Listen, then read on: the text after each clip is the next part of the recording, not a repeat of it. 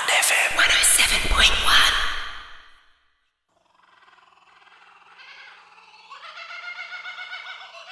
Hello everyone and welcome to episode 2 of Going Wild in the Highlands. This is our show all about nature in the Highlands with me, Floss, and my mate Lou. We're wanting to tell you about what's happening out there in nature and to encourage you to get out there into nature. So Lou, how about this? Look at us sitting up here in a studio. Very fancy, isn't it? Yeah, they seem to be taking definitely us a seriously. step up. And you and I had an opportunity to get out into the bush together this week. We did. That was wonderful. Gosh, it's not often I get the chance nowadays to get right out there into a Flora Reserve. Yeah, it was great. We went up to Joadja Flora Reserve, which is off Wombian Caves Road, and we saw heaps of evidence of spring coming up. There were all sorts of things. The first thing I remember seeing was a raven who was collecting potato crisps, for heaven's sake, and he looked as if he was taking it off to a nest to feed a baby. I was a bit appalled. Yeah, a bit gross, really. That's that little sort of trucky stop where everybody eats their lunch and their breakfast and flings stuff they don't want out the window, I think. Yeah, so it seems, and as a result, some of our birds are feeding salty potato crisps to their not nest good, wings. really. No. No. But nevertheless, we ventured forth and we saw all kinds of things. Lots of plants coming out in the bush.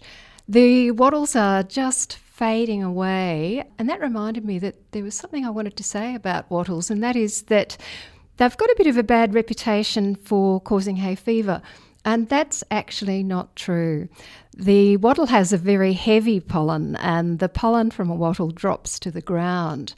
But at the same time that the pollens are out, grasses are out, and grasses are wind pollinated, so they have very light pollen that blows in the wind, and that's actually frequently... What blows up your nose? That's right. Frequently the cause of hay fever, and equally the cypress pines have wind pollination and therefore pollen floating around. So don't blame our gorgeous wattle anymore. I think many of the conifers actually have, if not all of the conifers, have really light seeds. And yeah, grasses too. Anyway, the wattle's fading away, but there are some other plants coming in at the moment, Lou. Absolutely. Well, yellow's been the colour of choice, and yeah, it's still going strong in places all down the motorways. You see it wherever there's enough light and native plants can get a hold. It seems to be wattles this year in a big way, but there is some new plants coming on now in early spring, and I would say pink is the colour to look for in the bush. There are two plants that I particularly love. One is the Baronias. Yes, are they coming out now? Well, I would say keep your eyes peeled. I haven't actually seen one yet, but I'm looking because I know where to look. And Baronias have a huge had a huge reputation, and not so much these days. In fact, in Barnett, there used to be a Baronia festival. Oh, really? Yeah. And so it's a lovely star-shaped flower. I mean, there are several species, but they're all pink or mauve or a sort of crimson, not crimson, but always pink of a sort.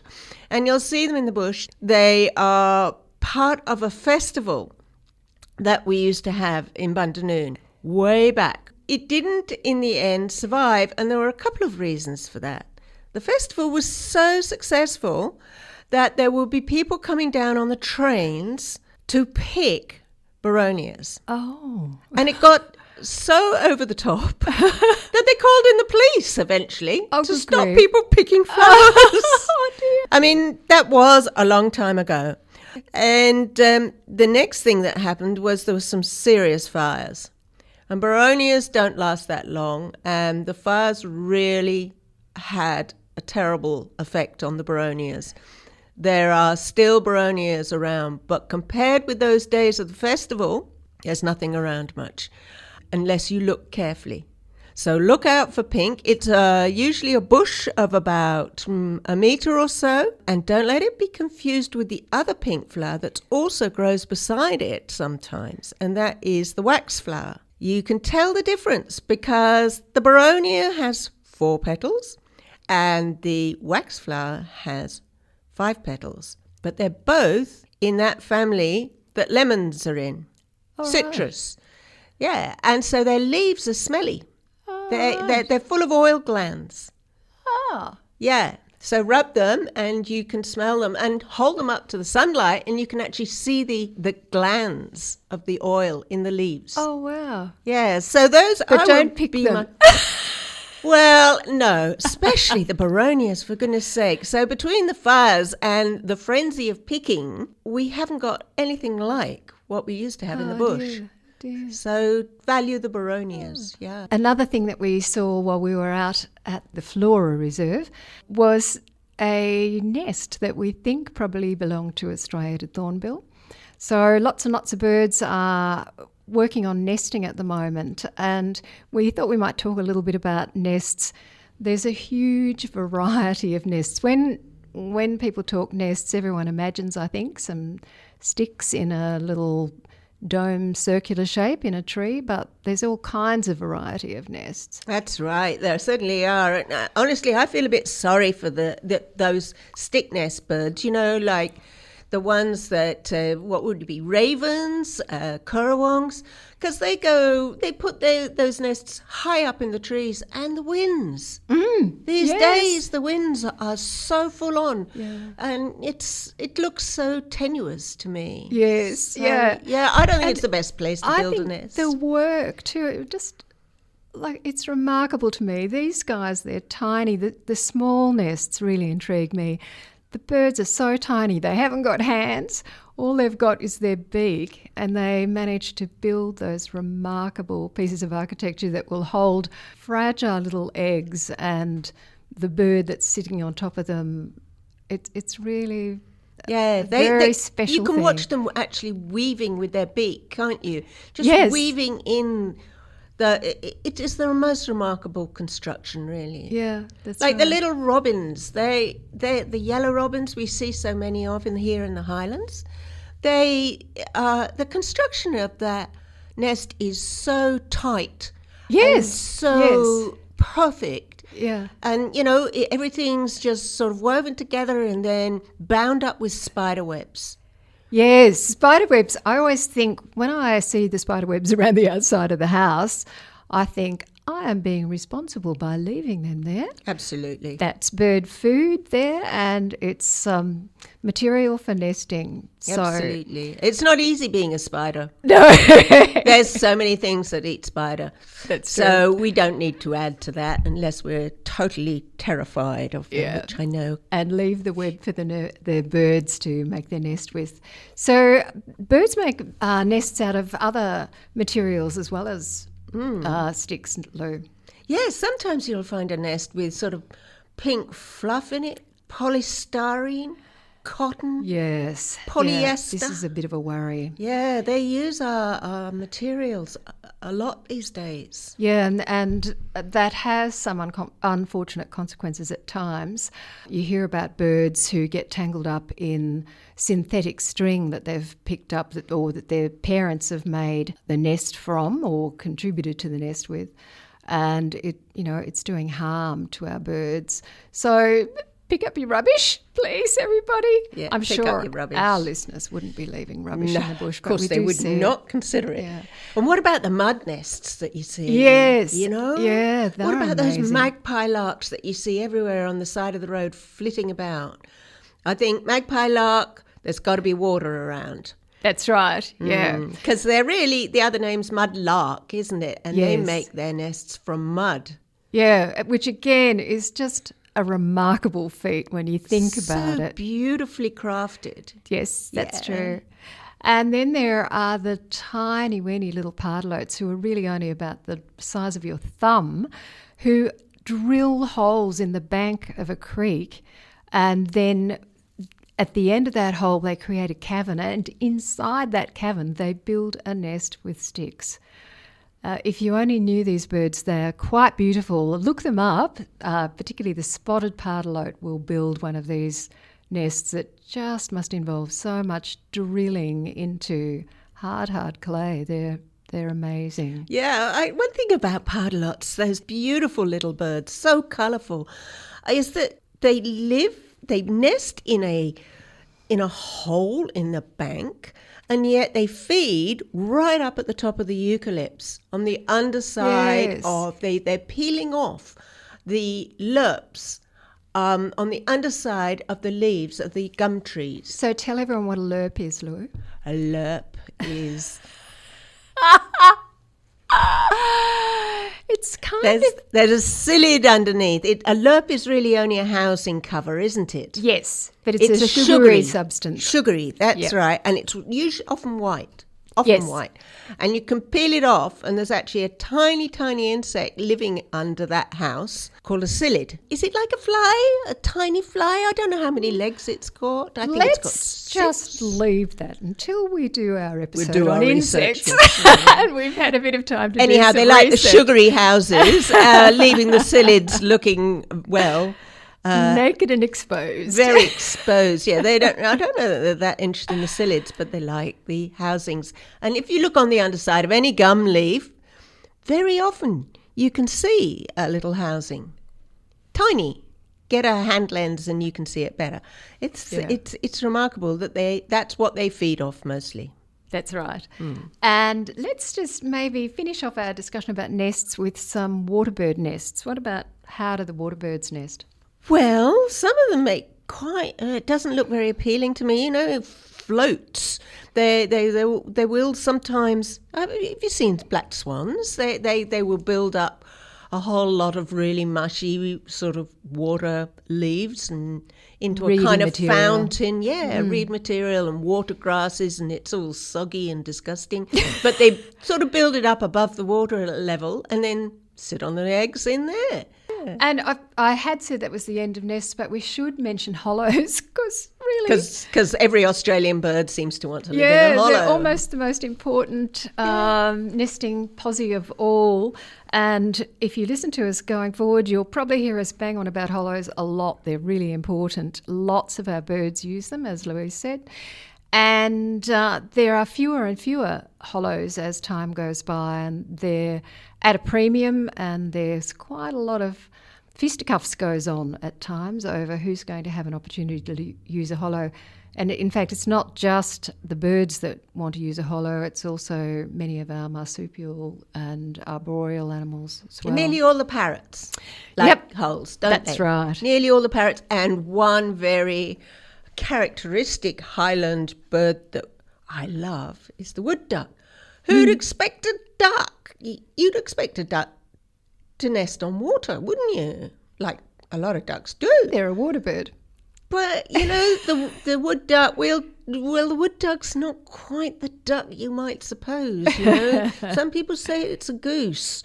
Yes. And it's got its legs set further back. It doesn't really like water as much. But the really strange thing is where it nests. It nests really high up in a hole.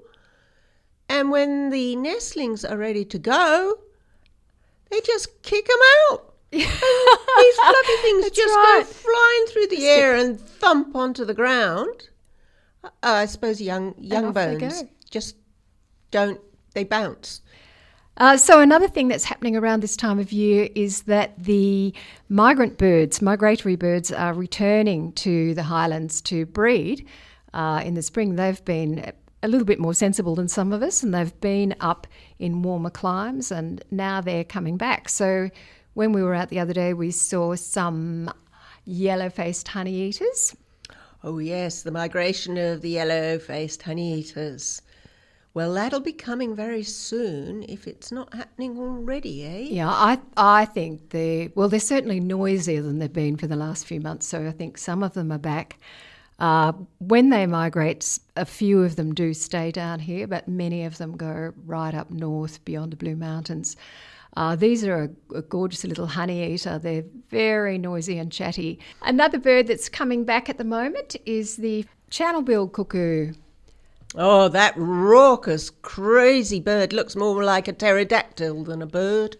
It's an amazing. It is one of our less attractive birds, shall we say? Let's have a go at describing it. It can reach a length of 70 centimetres. It's a big grey bird, and it's got a massive trunk that some people say is reminiscent of a toucan. Trunk. A trunk. Trunk. It's an elephant, beak, although it is big. And this bird disappears from the Highlands in winter and goes up to PNG and Indonesia and right up in that direction, but is coming back around now, or will be back very soon. And I'll just play a call. This call I got from a website. Oh, you'll know this call. You'll know this call. No, Louise says that, and yet I don't believe I've ever heard this bird. You're kidding. Here we go. In the Highlands?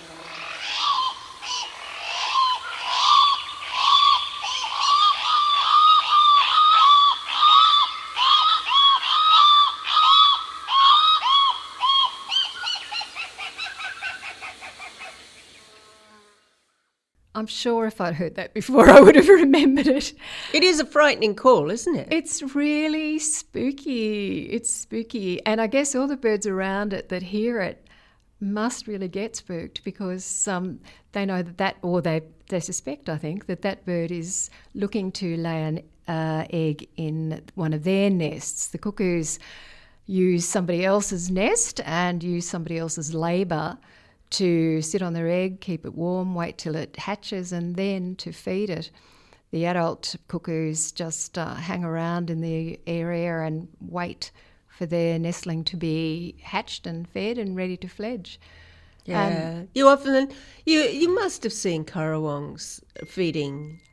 You haven't even seen a channel If only bill. I had. Guys, No. you have to look out for channel bills. Yeah. You have to. The only way I can describe them is they look like a pterodactyl.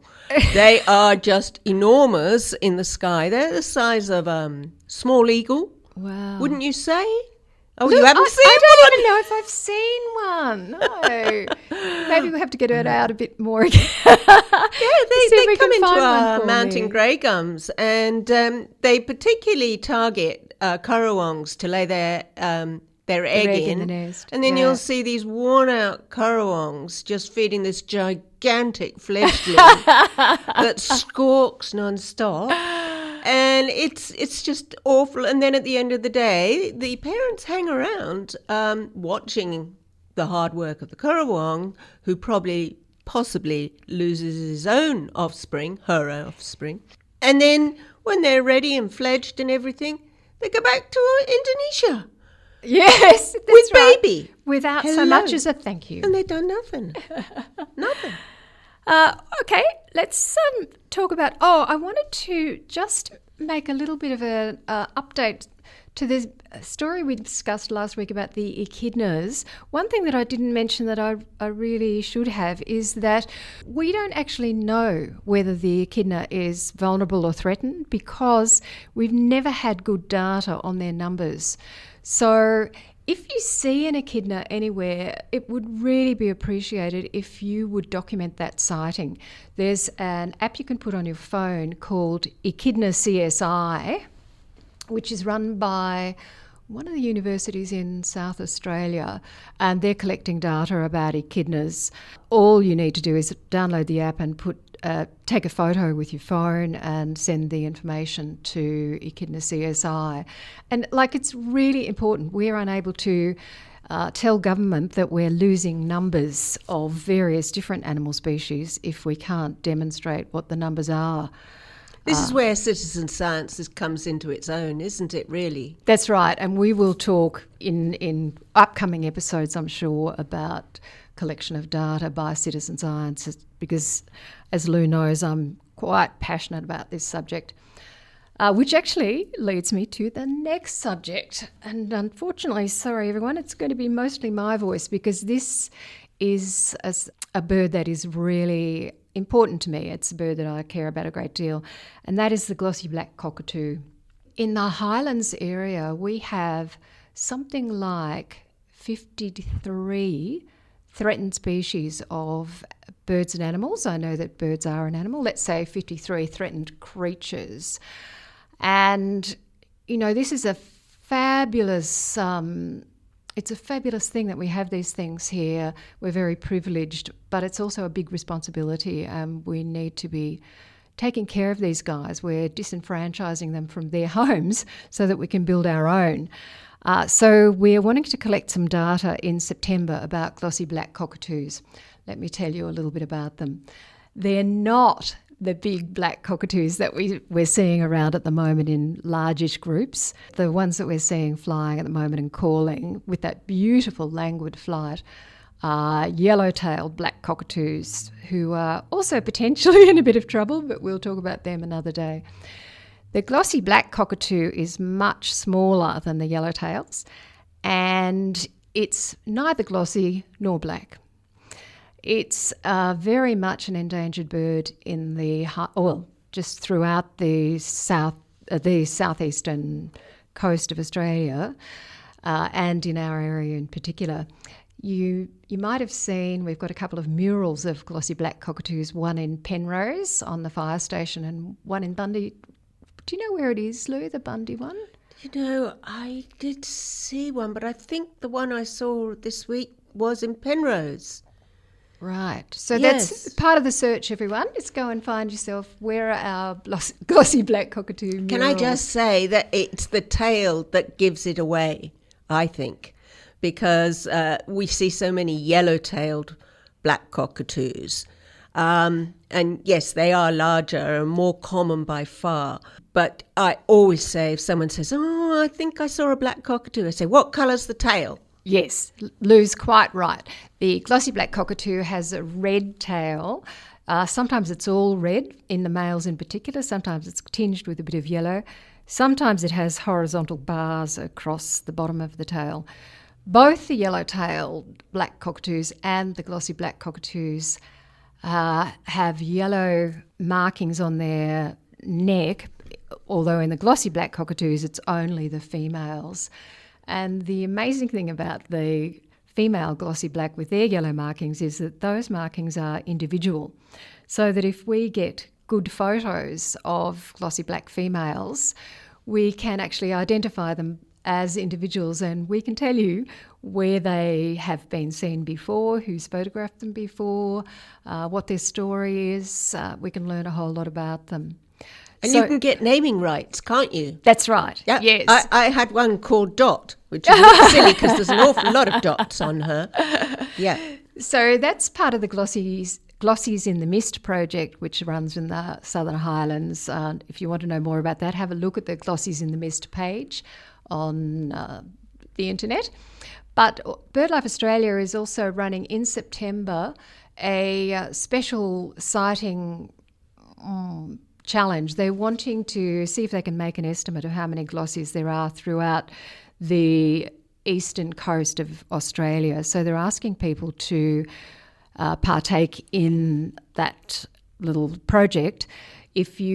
Particularly if you know glossy black cockatoos and you know the kind of feed trees that they use, then please have a look at the BirdLife Australia site for the Great Glossy Count, which will happen in September. And they feed only on a couple of trees up here in the Highlands, don't they? They do. They feed on a she oak, a kind of a casuarina, and it's a particular one that you need to get your eye in to recognise. Those particular trees were very, very common up here, but they've been cleared as people have built houses. In fact, it's only in the last couple of years I've known people in Mittagong on the north side of Mount Gibraltar who have had glossies visit their backyards because they didn't clear when they built their houses. So, there are still people who are getting endangered birds coming into their gardens to eat on the droopy she oak and the black she oak that the glossies eat. And you can get those plants in Yes. nurseries. Yes. What is it called? They're littoralis. What is it? Alocasuarina littoralis. But Alocasuarina. I reckon if you went to any of our native nurseries in the area and said, "Give me glossy feed trees," They know what you're they'd saying. know exactly what we were talking about. Yeah. So I got a few in my garden, and I'm waiting.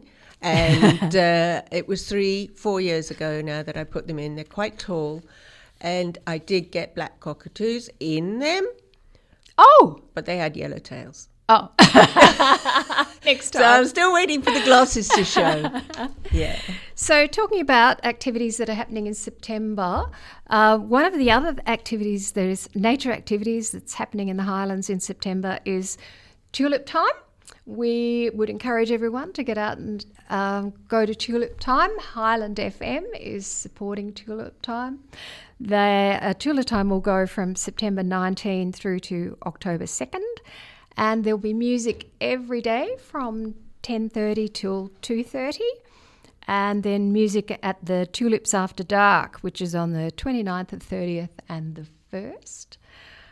Get out there and see it. It'll be lovely. I'm told there's going to be tulips all over the Highlands this year. They've spread themselves around more this year. Leighton Gardens, I like to go there in Mossvale.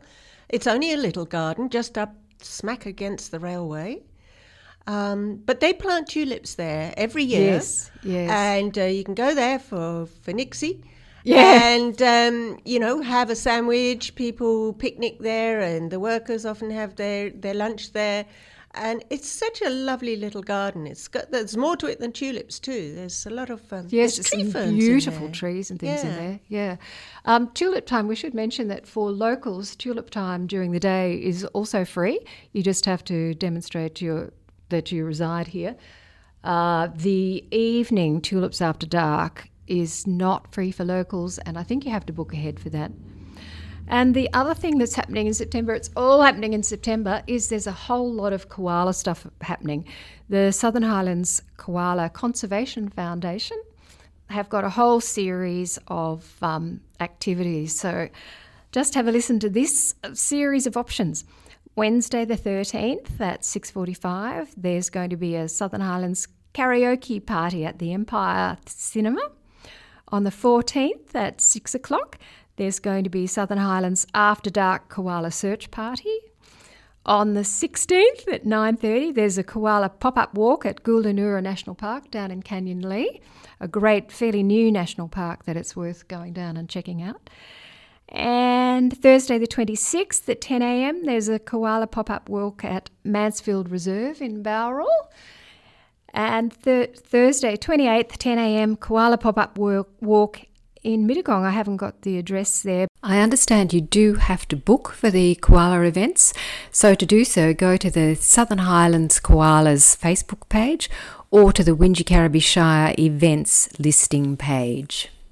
Because we have a lot of koalas in the Highlands. We do. Even though we never see them. One more of our... Excuse me, I found a Oh, you did? koala. But Oh, I'm not that going was to tell amazing. anyone that was a really special day. And Yeah. I mean, they're there, but They they are. are pretty hard to see up they there. That are little like brown so bump on a many of our eucalypt. native species. They're really hard to see.